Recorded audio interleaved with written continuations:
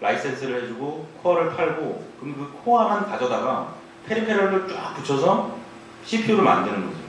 그 ST 마이크로에서 지금 만든 칩이고요. 그 코텍스 A8을 이용해서 삼성에서 칩이 나왔는데 이제 S5 C100이라는 칩을 내놨어요. 근데 아직 뭐 시중에 판매되진 않지만 이제 그걸로 저희도 보드도 만들고 뭐 테스트를 할 예정입니다. R 시리즈는 좀 이렇게 많이 활성화되어 있지는 않아요. 터치가 되네요. 상당히 기자리가 좋아졌어요. 근데 R 시리즈는 사실 이제 약간 중복되는 의미가 좀 있습니다. 그러니까 ARM7이나 ARM9이나 ARM11 관련해서 지금 이제 한창 쓰이고 있는 그런 칩들하고 약간 이제 중복되는 감이 없지 않아 있습니다. 그래서 사실은 좀 덜 활성화가 되고 있는 상황이고요. 이제 코텍스 M 계열이 이제 한창 굉장히 그 활성화 되려고 하는 단계에 있는 겁니다. 그러니까 실제로 지금 AVR이나 이런 거를 사용하던 그 곳에서 코텍스 M3를 사용하는 쪽으로 많이 이렇게 가고 있습니다. 그러니까 그 이유 자체가 뭐냐면 굉장히 칩을 저가에 만들 수가 있고 그 저가이면서도 불구하고 파워 소모가 굉장히 적고 게다가 속도가 엄청나게 빠르고 그런 어떤 장점들이 굉장히 많아요. 그렇기 때문에 그 ARM이라는 거, 그러니까 그 AVR을 주로 많이 쓰던 사람들은 그러니까 ARM이라는 거를 접할 때 굉장히 이렇게 두려움을 갖는 경우가 많아요. 그러니까 이제 저 같은 경우는 사실 이제 AVR을 한 번도 써본 적이 없어서 그러니까 제일 처음에 썼던 칩이 가장 좋은 칩이었기 때문에 그래서 그러니까 저는 계속 이렇게 밑으로 내려가고 있는 중이고요.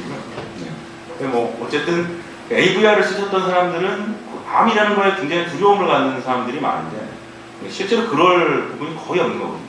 게다가 코텍스 M, 그러니까 코텍스 아키텍처에 가면서 아키텍처상으로 굉장히 좋은 점들이 많이 생겼습니다. 그래서 어떤 인터럽트에 대한 부분도 굉장히 좋아졌고 여러 가지 좋아진 점이 많아서 굉장히 좋은 굉장히 활성화가 될 가능성이 높은 부분이라고 할 수 있습니다. 공부를 굉장히 잘 해놓으시면 상당히 좋지 않을까 그런 생각이 듭니다. 여기에 이제 sum2라는 명령어 세트가 등장을 하는데 원래 이 sum2라는 거는 원래 ARM 아키텍처 이게 7이라고 말씀드렸잖아요. 7이 아니라 6 때부터 이미 나와있던 그 어떤 구상이에요. sum2라는 그러니까 최초로 sum이라는 말이 나오는데 그러니까 ARM과 sum이 있는데 혹시 차이점을 아시나요? sum이 엄지손가락 sum이라고 했어요. 뭐 별로 그런 의미는 없는 것 같고요. 어쨌든 이제 ARM은 32비트 시스템입니다. 우리가 그 기존에 뭐 AVR 밑단계 뭐 옛날 805이나 뭐 이런 계열들을 보면 뭐 4비트짜리도 있고 8비트짜리도 있고 뭐 16비트짜리도 있고 뭐 이런 식이지만 ARM은 초창기에 나올 때부터 30비트짜리를 나왔어요. 거의 뭐 최초로 그 됐다는 거 자체가 뭐 ARM7 정도가 가서 굉장히 유명해졌고 많은 칩이 팔렸고 그러니까 그거 자체가 32비트 코어였고 32비트로 동작을 하는 거예요. 그러다 보니까 그 마이크로 그 컨트롤러 쪽에서는 보면 메모리의 공간 자체가 굉장히 제약이 많습니다. 메모리를 굉장히 조금만 쓰지 않으면 아예 안 되는 경우들이 많기 때문에 32비트라는 것 자체가 메모리를 많이 차지할 수밖에 없거든요. 그러니까 굉장히 단순한 내용을 해도 32비트 다 써야 되니까 메모리 공간이 이제 늘어날 수밖에 없죠. 근데 sum은 뭐냐면 32비트가 아니고 16비트만 쓰는 거예요. 명령어 자체가 16비트, 16비트 안에 다 들어가는 거예요. 그러니까 그 명령어에 대한 거를 이렇게 좀 공부를 해보시면 좋은데, 그러니까 ARM 명령어를 이렇게 보면 그 32비트라는 어떤 메모리 상에 이렇게 그냥 010이 쭉 들어있는 거예요. 그거 하나가 어떤 명령이에요. 우리가 지금 아까 파이프라인에서 뭐 디코드를 한다고 했죠. 근데 디코드를 하는 단계에서 뭘 하냐면 그 32비트 내용을 보면 이 각각의 비트가 뭘 의미한다는 것이 이렇게 그 문서로 쫙 나와 있습니다. 그러니까 실제로 컴파일러가 하는 일이라는 건 뭐냐면 우리가 C 코드를 쭉 읽어서 거기에 나와 있는 그 어떤 바이너리 코드를 쭉 만들어주는 거죠. 실제로 컴퓨터는 그 바이너리 코드 32비트씩 그냥 읽어와가지고 그 앞에 어떤 그 앞부분은 이제 명령어에 대한 그러니까 이게 명령어 A인지 B인지를 알려주는 내용이고 뒤에는 레지스터들의 번호 뭐 이런 게 들어가기도 하고 아니면 어떤 값이 들어가기도 하고 그런 것들이 들어가게 됩니다. 그렇게 이제 32비트 명령어인데 썸에 가면 30비트가 아니고 16비트예요. 16비트니까 굉장히 이제 데이터 자체가 줄어든 거죠. 그러니까 내용을 반을 줄일 수가 있는 거예요. 메모리 사용 용량을 반을 줄일 수가 있는 거예요. 그런 목적으로 만들어진 게 썸인데 썸2는 뭐냐면 그러니까 문제가 뭐였냐면 32비트로 동작하는 ARM의 입장에서 뭐냐면 그 어떤 인터럽이 발생한다든가 실제로 뭔가 그 하드웨어적인 뭐 어떤 상황이 됐을 때 이 코어 자체가 원래 32비트로 설계가 되어 있는 놈이라서 그게 썸 모드로 돌질 않아요. 그러니까 32비트 모드가 아니면 아예 돌질 못하게 돼 있는 거예요. 이미 시스템 설계 자체가.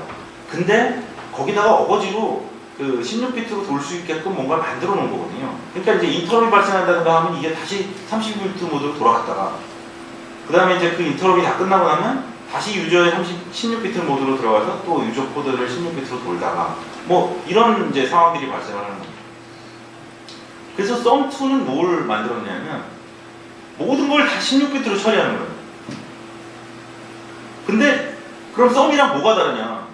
16비트로 처리하면서 32비트도 같이 처리할 수 있게 뭔가를 만들어 놓은 거예요. 그래서 여기 이제 보면은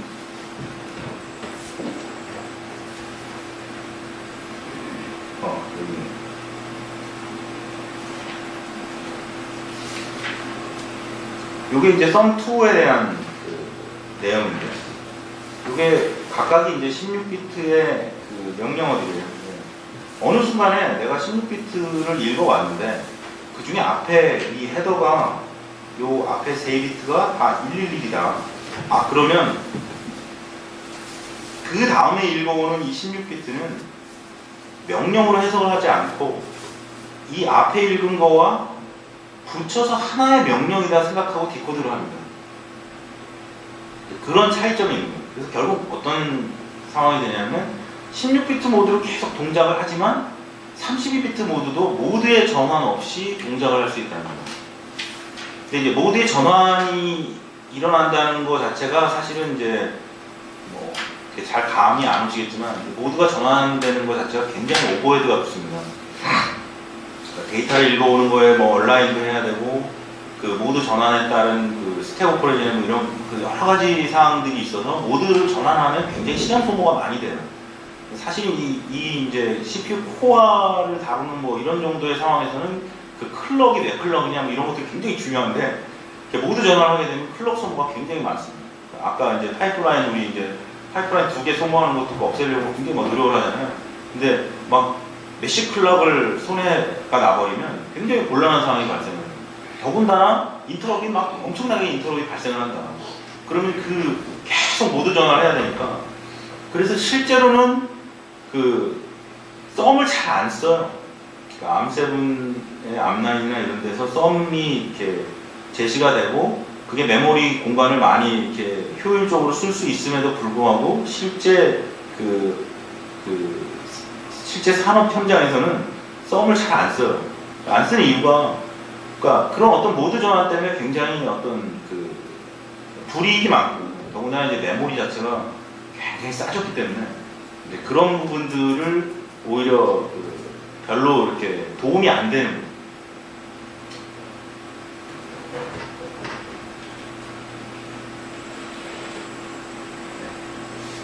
한 페이지를 이제 넘어섰습니다. 진도가 너무 높은 거예요.